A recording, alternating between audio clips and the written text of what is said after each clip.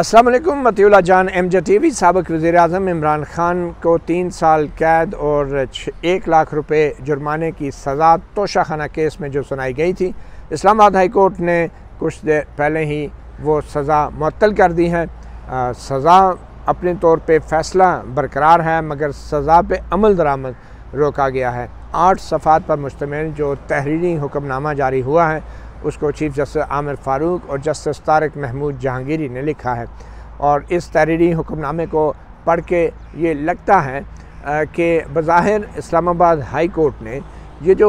जुमेरात को शुरू होने वाले दलाइल थे और आज मंगल तक जारी थे, इनमें से बेशतर दलाइल को नज़रअंदाज किया है और सिर्फ़ एक नुक्ते पर ही साबिक़ वज़ीर-ए-आज़म इमरान ख़ान की सज़ा को मुअत्तल किया है। और वो नुक्ता महज ये है कि चूँकि ये एक मुख्तसर मुद्दत की सज़ा है, तो आम हालात में जब मुख्तसर मुद्दत की सज़ा हो तो वो मुअत्तल कर दी जाती है। हालांकि इसके अलावा एडवोकेट सरदार लतीफ़ खान खोसा ने बड़े तवील 1.5 घंटे पर मुश्तमिल जुमेरात को दलाइल दिए थे और उसके बाद इलेक्शन कमीशन के वकील एडवोकेट अमजद परवेज़ ने भी उनके जवाब में तवील कानूनी नुकात उठाए थे और उन तमाम कानूनी नुकात को दोबारा रिप्रोड्यूस भी किया गया है। मगर इस अपने तहरीरी हुक्म में चीफ जस्टिस आमिर फ़ारूक ने यह वाज़ेह तौर पे लिखा है कि वो उन तमाम कानूनी नुकात जिन पे तवील बहस हुई थी उस पर कोई राय नहीं दे रहे और उन तमाम कानूनी नुकात का जवाब जो है मेन अपील में दिया जाएगा, यानी कि जो सज़ा को ख़त्म करने के लिए, फ़ैसले को ख़त्म करने के लिए, कालअदम करने के लिए जो अपील है, जो अभी भी इस्लामाबाद हाई कोर्ट में ज़ेर समाअत है, उसके अंदर जब दलाइल होंगे और जो फ़ैसला होगा उसमें। तो महज इस एक नुक्ते के ऊपर जो है chief justice Islamabad high court justice Aamir Farooq ने साबिक़ वज़ीर-ए-आज़म इमरान ख़ान की सज़ा जो है उसको मुअत्तल कर दिया है। अब ये 8 सफ़ात पर जो मुश्तमिल सफ़ा है, इसके अंदर उन्होंने सबसे पहले सरदार लतीफ़ खान खोसा के तवील कानूनी नकायत का अहम जो हाईलाइट्स थी वो ज़रूर उन्होंने मेंशन की हैं और उसमें चीफ़ जस्टिस आमिर फ़ारूक ने कहा है कि एडवोकेट लतीफ़ खान खोसा सीनियर एडवोकेट सुप्रीम कोर्ट, उनके मुताबिक जो सज़ा है वो 3 साल की है, जो बहुत मुख्तसर है। इसलिए इमरान ख़ान जो हैं उनकी सज़ा की मुअत्तली बनती है और उनको ज़मानत पे रिहा किया जाए और इस हवाले से उन्होंने सुप्रीम कोर्ट के कुछ फ़ैसलों का भी हवाला दिया। इसके बाद चीफ़ जस्टिस आमिर फ़ारूक के मुताबिक एडवोकेट लतीफ़ खान खोसा ने ये भी दलील दी कि जो ट्रायल कोर्ट है उसका अख्तियार समाअत जो है वो भी नहीं बनता था, जिस तरीके से अख्तियार समाअत जो है उस पर अमल किया गया। और ये कहा गया कि जो क्रिमिनल प्रोसीजर कोड का सेक्शन 190 है, उसके मुताबिक ये जो इलेक्शन कमीशन की शिकायत थी, इसको पहले मजिस्ट्रेट के सामने रखा जाना चाहिए था और फिर मजिस्ट्रेट ने ये मामला जो है सेशन कोर्ट को भेजना था। तो इसलिए सेशन कोर्ट बराह रास्त इस इलेक्शन कमीशन की दरख्वास्त पर समाअत करके फ़ैसला नहीं दे सकती थी। और फिर इस फैसले के अंदर ये भी कहा गया है कि एडवोकेट लतीफ़ खान खोसा ने सुप्रीम कोर्ट के जो फ़ैसले हैं उनका भी हवाला दिया है और कहा है कि ये जो सेक्शन 137 है उसमें 120 दिन की मुद्दत मुकर्रर की गई है कि जब आप इलेक्शन कमीशन के पास अपने असासों के गोशवारे जमा कराते हैं तो उसके 120 दिन के अंदर जो है किसी को अगर एतराज़ है तो उसका नोटिस लिया जा सकता है या उसके ऊपर कोई भी फौजदारी कार्रवाई या करप्ट प्रैक्टिसेस की कार्रवाई जो है वो की जा सकती है। मगर ये 120 दिन के बहुत बाद ये सारा मामला शुरू हुआ, इसलिए ये लिमिटेशन जो है उसमें आते हैं और ये कंप्लेंट बनती नहीं थी। और उसके साथ ये भी कहा है कि उसके बाद इलेक्शन कमीशन ने अपना बाकायदा नामज़द करदा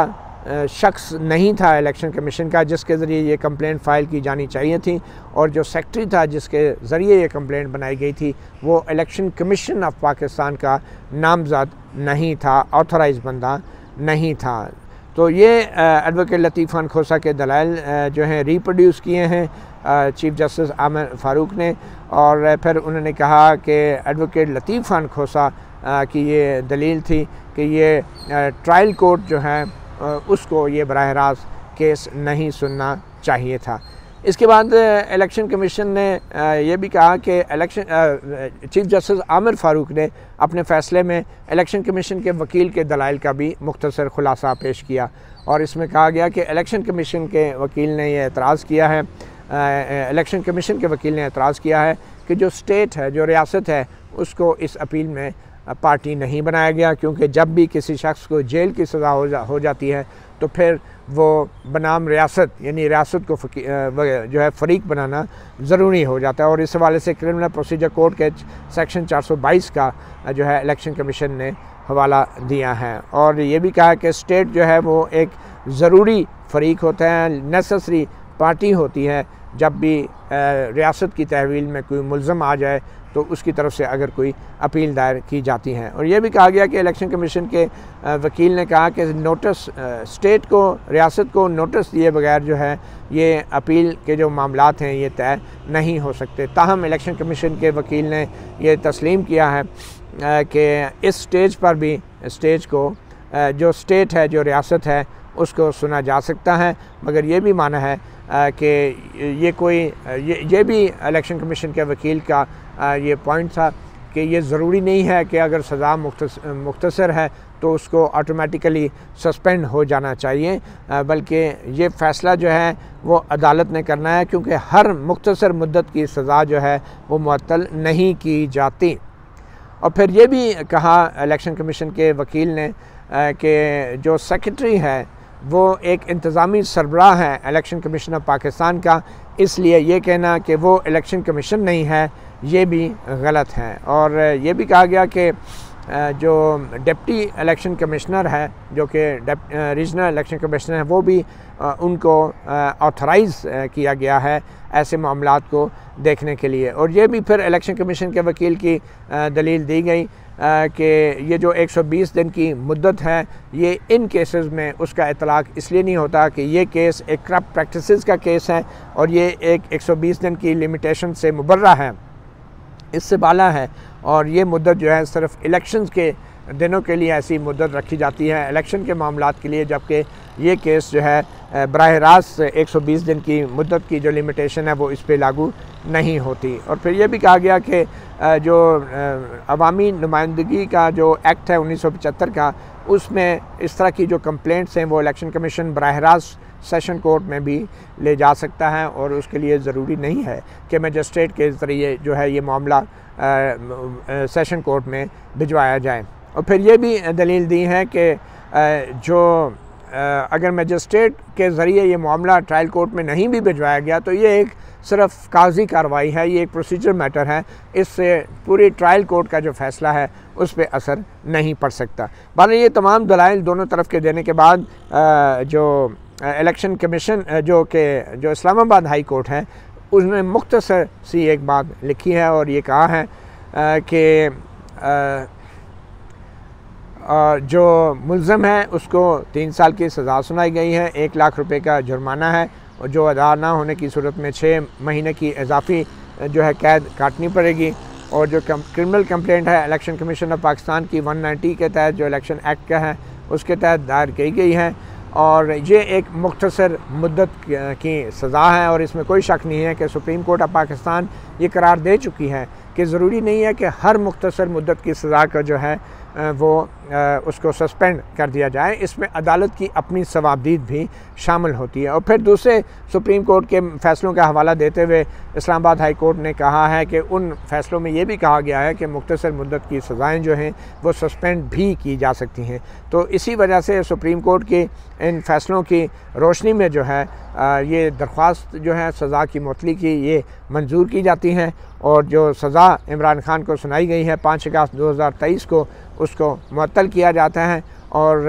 ये हुक्म दिया जाता है कि जो मुल्ज़म है उसको ज़मानत पे फौरी तौर पे इस तोशाखाना केस की हद तक उसमें उसको रिहा कर दिया जाए और श्योरिटी बॉन्ड 1 लाख रुपए के मुचलके जमा कराने का भी हुक्म दिया है। और ये 2 जजेस के इस पे साइन हैं, जस्टिस तारिक महमूद जहांगीरी और chief justice Islamabad high court. तो ये मामला है जो तहरीरी हुक्म अब सामने आ गया है। इससे वाज़ेह हो रहा है कि जितना भी वक्त ज़ाया किया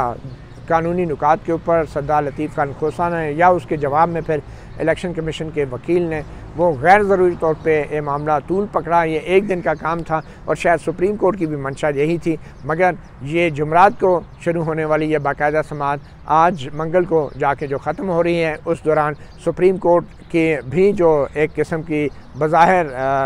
जल्दी में नज़र आ रही थी कि इसका जल्द फ़ैसला हो, वो भी नहीं हुआ। मगर असूली तौर पे ये एक दिन में फ़ैसला हो भी सकता था, मगर इस्लामाबाद हाई कोर्ट ने बज़ाहिर अपनी ऑटोनॉमी शो की है, अपनी खुद मुख्तारी शो की है और फ़ैसला तो वही हुआ जैसा कि सुप्रीम कोर्ट चाह रही थी, मगर जो वक्त का तयन है वो chief justice Islamabad high court और इस्लामाबाद हाई कोर्ट ने खुद से किया है। अब इमरान खान तोशाखाना केस में तो उनकी सज़ा मुअत्तल हो गई है, मगर जैसे हम सुन रहे हैं कि 15 अगस्त को उनके ख़िलाफ़ जो FIR कटी है साइफ़र के केस में, उनकी भी गिरफ़्तारी हो चुकी है और कल 30 अगस्त को उनको रिमांड जो है वो ख़त्म हो रहा है। वो दोबारा साइफ़र ऑफिशियल सीक्रेट एक्ट के तहत कायम करदा इस्लामाबाद में एक अदालत के सामने पेश किया जाने का इम्कान है, जिसके बाद देखना यह है कि आया फ़िज़िकल रिमांड दोबारा FIA को मिलता है या फिर वो जुडिशल लॉकअप में इमरान खान चले जाएंगे। और जुडिशल लॉकअप में तो इमरान खान पहले ही मौजूद हैं, तो हो सकता है कि इमरान खान को अटक जेल में ही इस हवाले से रखा जाए। मतीउल्लाह जान MJ TV से इतना ही, इजाज़त दीजिए। अल्लाह हाफ़िज़।